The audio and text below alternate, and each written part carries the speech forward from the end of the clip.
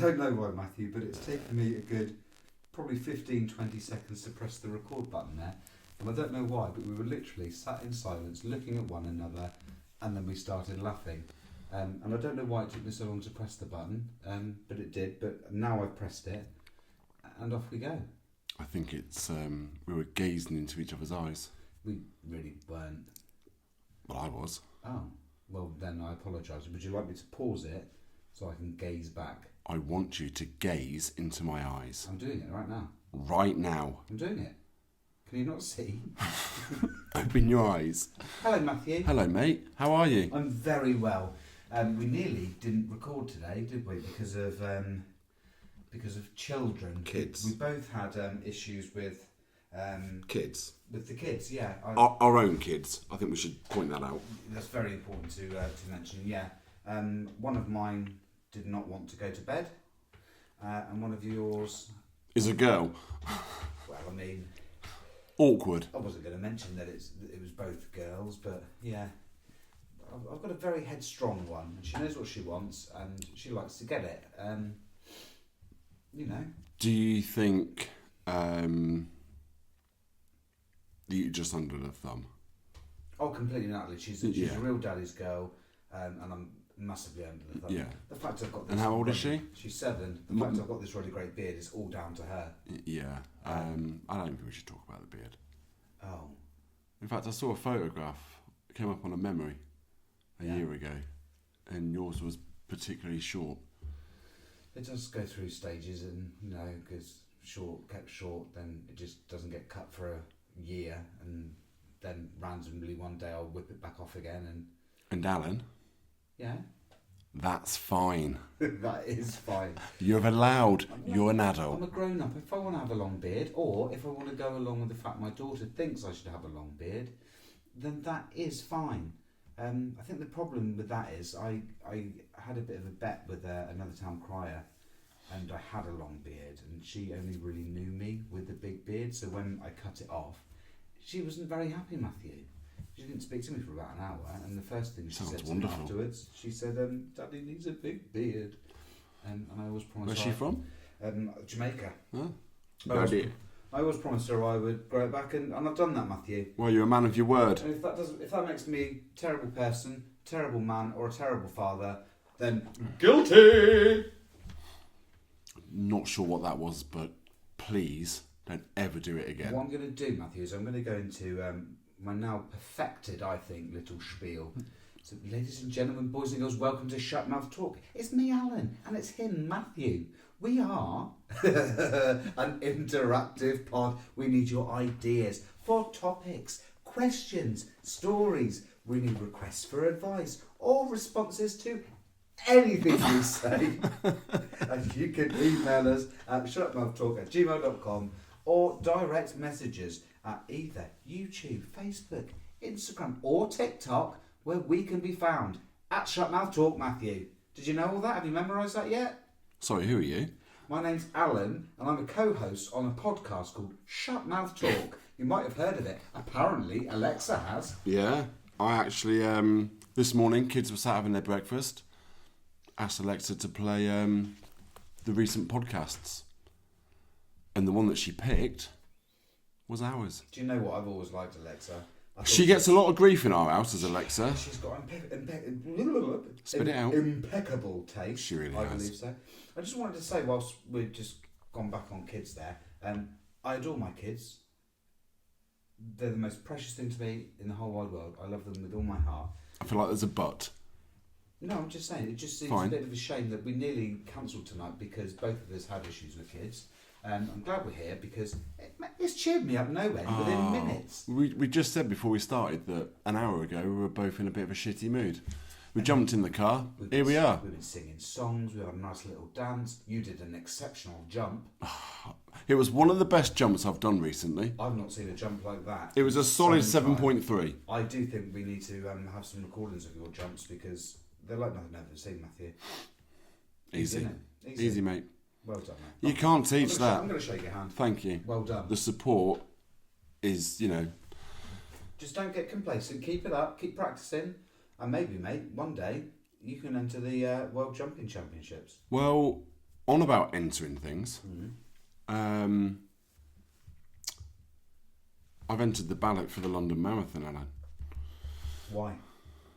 I was inspired. Oh, well done, mate. Are you going to go for a sub 2 like the two gents today?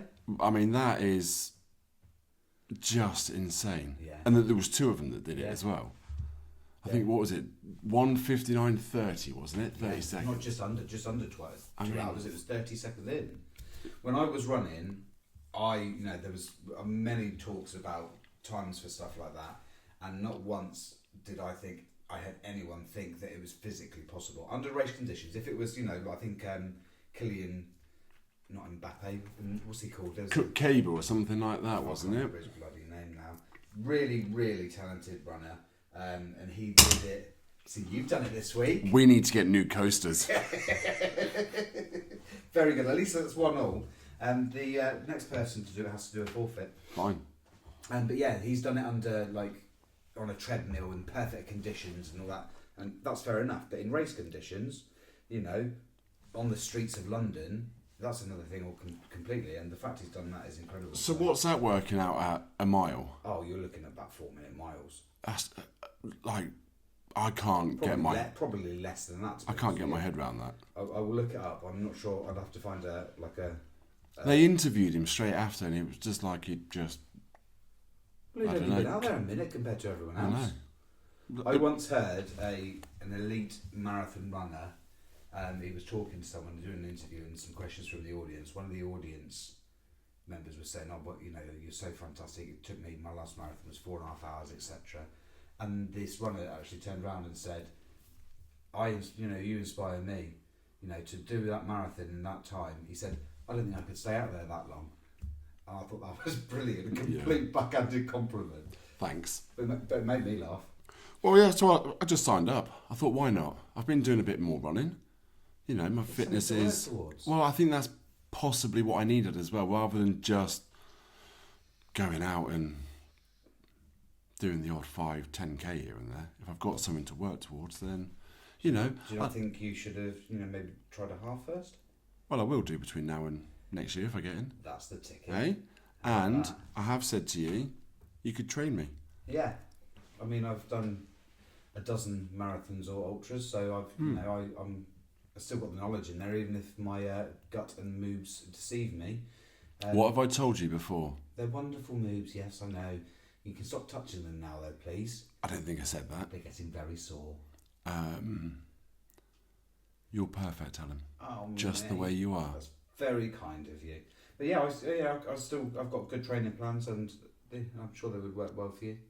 I have actually just signed up to the Runner marathon plan. There are other apps available.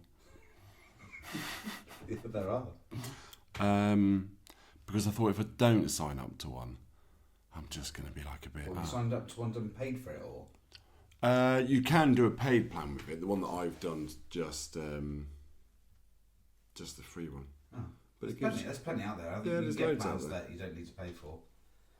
That's marathon talk again. Well, hopefully, if you get a place, and even if you don't, let me train you, because it might inspire me to get off my arse and actually... Well, we're going to do a little challenge of our own, aren't we?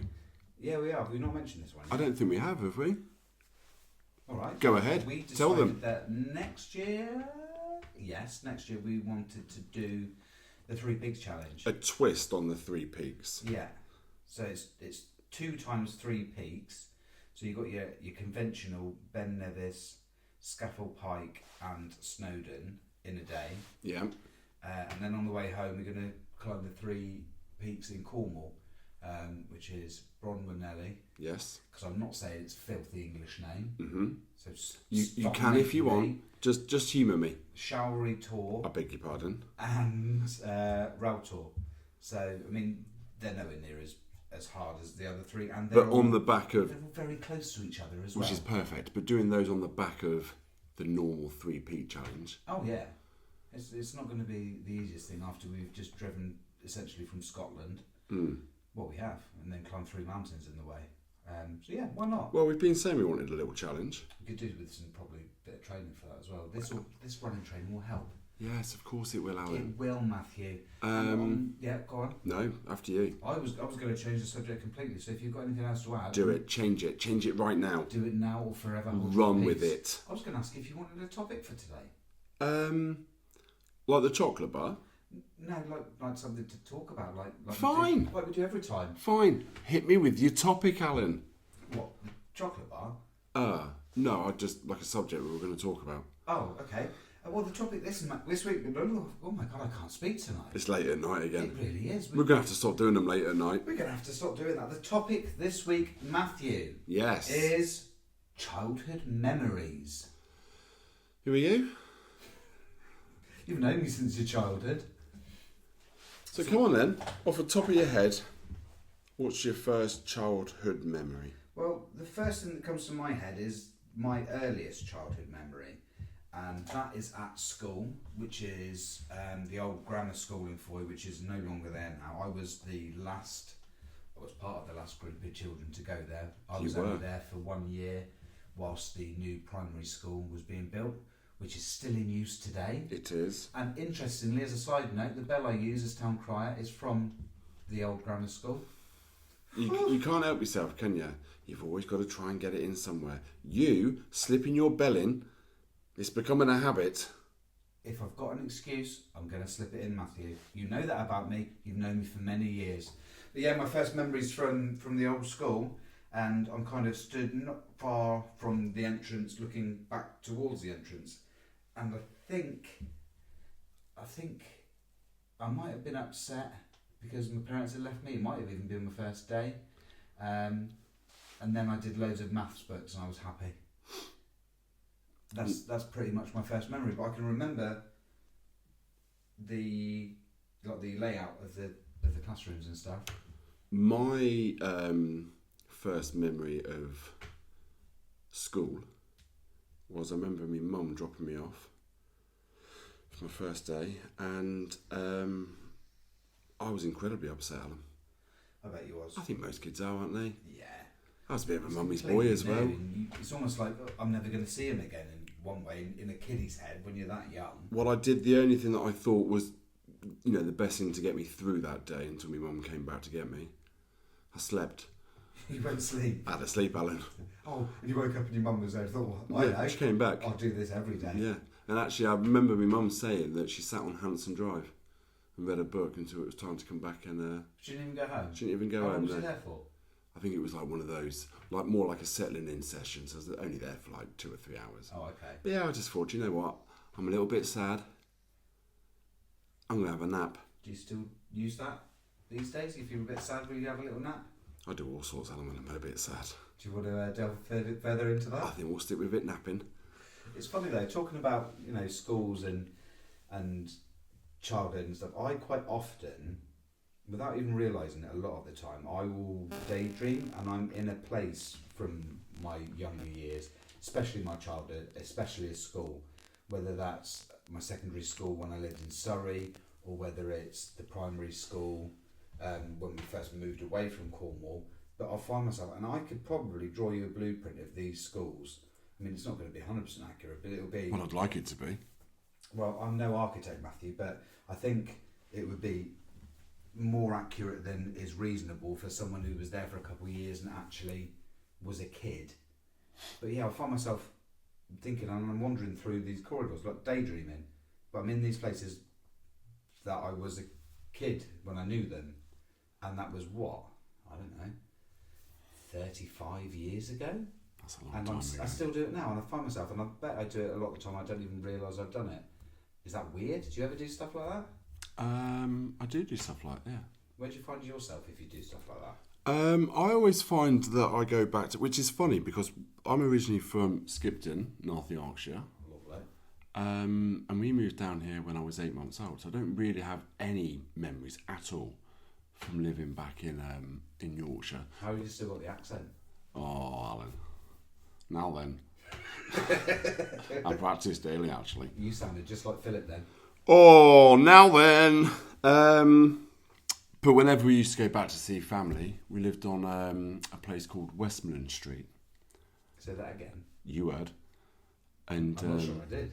Well, I'm not repeating it. I don't want you turning up. Well, still you're washing. And I find myself back there, but I can't. I never lived in that house. Never remember living in that house. Yeah. But yeah, sometimes when I'm daydreaming about what it must have been like back there, I find myself there walking down that street. Bit of a boring story, really.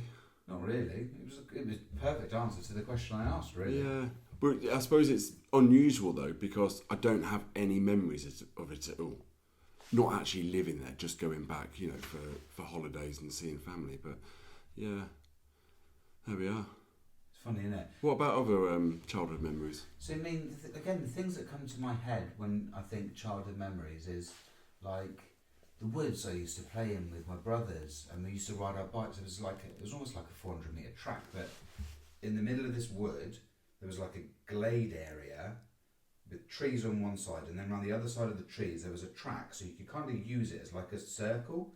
So like I say, it was like a 400-metre track, and we used to whiz ourselves round and round this track on our bikes, and then you could go through the woods, but we weren't allowed to go as far as there was a train track, so we had to make sure we weren't going anywhere near the train track. But I knew every inch of them woods. There was a ruddy great ant's nest. Is it still there? I've no idea, mate. I've not been. I was actually really close to where we used to live when I was at Paul Park, and I was so close to just nipping in. See the ants?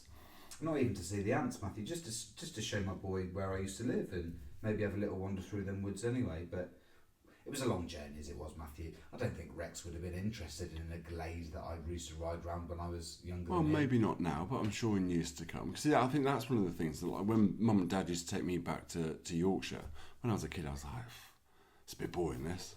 But now, actually, I'm really thankful that, I have the memories of going back there and knowing places that I grew up in and, all of that kind of stuff. Yeah, I suppose, I think when you're younger, you're not really that bothered, are you? No, not really. No, I don't suppose.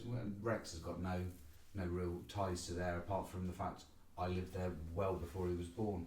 But yeah, whenever I think of childhood stuff, it's kind of like the grounds around where we used to live and the fields. Another house, there was another great big wood, but you had to walk through a huge field to get to it. And I think about that and the fact that my dog would just be let out because we was in a tiny little hamlet in the middle of nowhere and it was quite safe. So they just let the dog out. And then when it was time for her to come in, my dad would just do an almighty whistle. That's exactly what my dad used to do. Just a huge whistle, and it could be 10 seconds or it could literally be 3 minutes. But she would have heard the whistle from wherever she was, however it could possibly have been miles away, legged it back home straight away and come in the door. But the time could be, like I said, it could be up to a couple of minutes, depending on how far away she was. It's a good little segue, that, because that's what my dad used to do with the old whistling. Yeah. I grew up in Tavern Barn. The park was from Tavern Barn? 2-3 minute walk, if that. Yeah. Just up over the hill there. And when it was time to come in, middle of the summer, been out playing all day, Dad would stand on the doorstep, do his wolf whistle, and for you? Yeah, knew it was time to come home. So you listen to the wolf whistle? He literally used to stand on the front doorstep and whistle, and Dad's got a hell of a whistle. And if we were out there mucking about, playing football, whatever, chasing girls, which was probably what I was doing. Probably was, mate. All running around with a bit of poo on a stick. Kids aren't kids these days, are they, Alan? They don't know what they're missing out on. Not like we were, mate. And I'd hear it. I know it was time to go home. And that was it. Or you'd blow that old, what was it where you go, 1 o'clock, 2 o'clock. The white dandelion. Yeah. Well, it's only 3 o'clock. It's dark. It can't be time to go home yet. It must not be 5 o'clock yet, Alan. I've still got a couple of hours yet. Philip's got his watch wrong. But yeah, that's a childhood memory. So thank you. You've just brought that up. I'm reminiscing now, Alan. Yeah. What else then? Like I say, most of it, I don't, apart from kind of finding myself daydreaming about school. Daydream? I've already got memories. I've obviously got memories of school, Matthew. But yeah, most of my head goes straight to kind of like where we used to play when I was younger, in the woods and in these fields. And another memory was like, because this place was so vast and there was fields and woods, there was a lot of people that would come rabbiting. They'd come and shoot the rabbits, but then they wouldn't necessarily... Is that different to dogging? Much different, yeah. Fine. Yeah, if someone asks you to go rabbiting, Matthew, just say no. Fine. Dogging, depends how you feel. Go with them, depending on who it is. Depending on who it is and which car park. But yeah, they'd get these rabbits, and they won't, if they didn't want them, they'd knock on the door, because we were the first house they'd come to, and, oh, do you want these rabbits? Brace of conies, as some guys down to would say. Nice. And Mum would always take them in, skin them, and make something with them. A bone broth. She wouldn't make a bone broth, mate. She'd make a stew or a Well, pie she or is at the something. moment. She is making bone broth at the minute. That is my fault, so I apologise. That's all right. The house has been stinking for Bones. for days and days of bones and Simmering carcasses. yeah. So thanks for that, mate. That's all right. It's incredibly kind of you. Well, I'm struggling to think of anything more from childhood memories. There must be so much more. well, there'll be loads. Like we've touched on programmes before, haven't we, and stuff like that. yeah, that's Childhood obviously programmes. a big part of it. I remember childhood memory Sundays. Sundays was always dinner, bath, bed. Got school in the morning. Mum would have our uniforms out, ready to go. She'd have Washed and pressed. That's right, yeah. But bath on a Sunday. Every Sunday without fail. Did you ever have to share water, or I beg your pardon? you heard what I said, man? Probably, Alan. Times were hard then. They were, mate. I mean, times are hard now, Alan. So are we going to share the bath water? Did you ever used to have like set meals on set days, like Fish Friday, or Yeah. I can't really remember us having that. No, But we had, did. We certainly had Fish and chip supper on a Friday. Fish and chip supper. Do you Right. have Fish Fridays? Did you? Yeah, we did, yeah. We were on about this the other day. Like, that was like a cheap meal, wasn't it? Across the country. Yeah. Up and down the country. Friday chippy. You could guarantee that the majority of the population of the UK would be sitting down for a chippy tea. Yeah. Now, It's a lot of money. I saw someone put something up on Facebook the other day. I don't know how true it was. But one local to us, I think it was one in St Austell, and they'd gone in and got like double fish and chips, like a couple of cans of Coke or pickled egg. It wasn't like an obscene amount of food, and it was the best part of 50 quid. Jesus. I know fish is obviously more expensive these days, but then you can say that about pubs and stuff. You look at the price of a meal in a pub, and you know you can easily be paying 20, 25 quid for a main meal. Then I saw some old photos the other day of like a group of lads outside a pub, and you can see a specials board, and it was like the specials were like, you know, ham, egg and chips, but it's like £1.80. And how fast that's gone up. And I know a lot of it's tax, and they have to charge it for the bills and the tax and everything else. But the percentage increase in not a huge amount of time is insane. Yeah. It's getting old, I suppose, isn't it? God, we sound like our parents, don't we? Oh, shit. I could go out with £5. I mean, Dad always used to say that. Yeah. Even like, only, let's say like 20 years ago, like, he used to go out with his mate and they'd each take like a tenner out. Yeah. They'd have more, but a tenner was plenty for them to have a few beers, a couple of shorts before they walk back up the hill, and probably still have a bit of shrapnel left. I mean, Shrapnel. how much do you... Well, strappers. Strappers. How much was a pint when you like first started drinking? Because I can remember... I remember going into our local pub that we all used to drink in. Don't anymore because it's a shithole. Shall I mention it? It's up to you, mate. No, fuck 'em.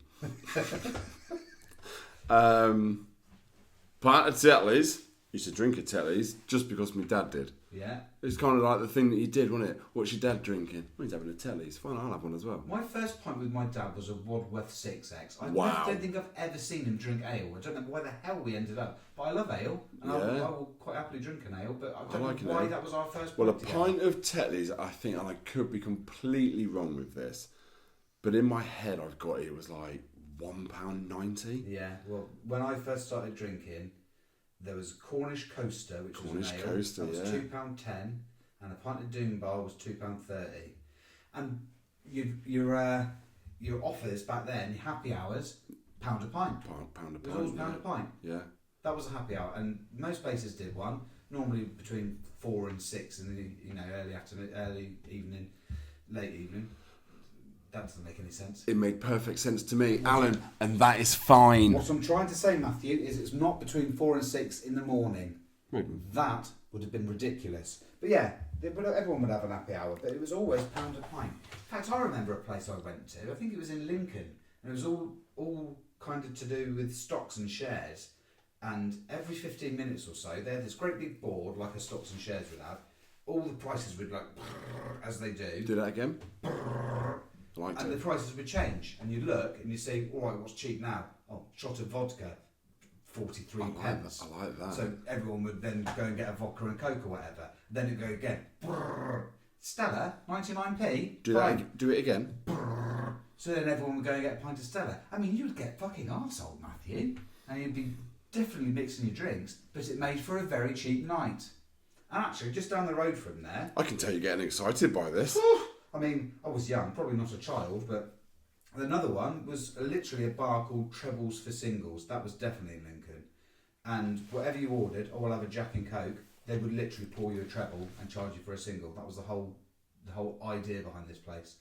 What is that all about? You couldn't do it these days, Matthew. Do that now, no. I mean, what's the average cost of a pint these days? What's a Guinness? £6? It's got to be, isn't it? Maybe a bit more. Doom Bar? About £5.50. And then they wonder why there's what? I could be wrong with this stat, but isn't there like 11 pubs a week closing in the UK? It's something like that. Every week. But then there's so many pubs that I know or knew that are now houses or derelict or whatever. There was one in Newcastle, I think it's called the King's Arms. Yeah. That's now a group of flats. I suppose that's why St Austell, which is... We've been quite lucky growing up where we have, because it's seasonal. They make enough money in those summer months that actually they do pretty well. So none of them have ever actually closed down. There's still the same amount of pubs now as there was when I first started drinking. I know there were kind of other ones before us, like the Riverside, but that was more like a bar and hotel. There's no actual pubs have shut. And what's interesting as well is a lot of them used to shut in the afternoon. Yeah. But you don't get that anymore. That used to be like a proper... You still do get that in some places, or some places won't even open now until 3-4 o'clock because there's literally no point in them. I think like Hughes Inn. Hughes Inn where? Not the Hughes Inn. The one there's a pub in Probus, and I don't think they open until like 5-6 o'clock, just because there's never day drinkers. So what's the point in paying someone to be stood there? So really, Alan, we've been very lucky. How many pubs have we got? We've got Halfway House, 1 on the quay, 2 on the quay, 3 on the quay, 1 round the back. I mean, that's 5. Would you call Havant as a pub? It's more of a restaurant, really. Yeah, and mind you, I think a lot of pubs are like that now, aren't they? Yeah, but pubs, we've got like 5 pubs that were always. I would probably say in Foy, there's probably only 2 proper pubs. Well, yeah, they have kind of moved with the times. I think the pubs probably rely on more dry sales these days than wet sales, whereas years ago it was always they made their money from the wet sales. It's actually quite rare now to find a wet pub. Yeah. Par Inns are still a wet pub. Yeah. There aren't many these days where they just sell. They have, so many make so much of their money on. But I think, like we touched on in another pod, that people are more health conscious these days. Yeah, I think a lot of the youngsters you're not getting the youngsters going out. Like when we were going out, there was like a huge group of us. We were out. You wouldn't even say, "Oh, what time should we meet? Where should we meet?" You just knew where it was. You just would go to where you met at. Every time. And even if you were the first ones there, you still, because we're such a small town of about 3,000, which shows 5 pubs is probably excessive without the visitors.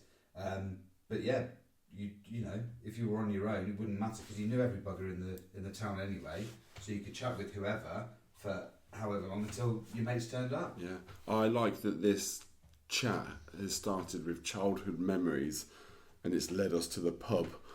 Yeah, it's speaks volumes, I suppose. And do you know what, Matthew? Because we've managed to talk about a pub, we've not even got time for our listener submission this week.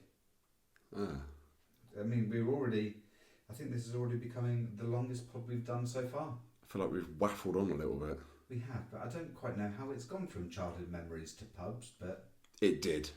That's what happened. And that's fine. That's absolutely fine. Do you just want to mention that we're going to be starting to think about some merch?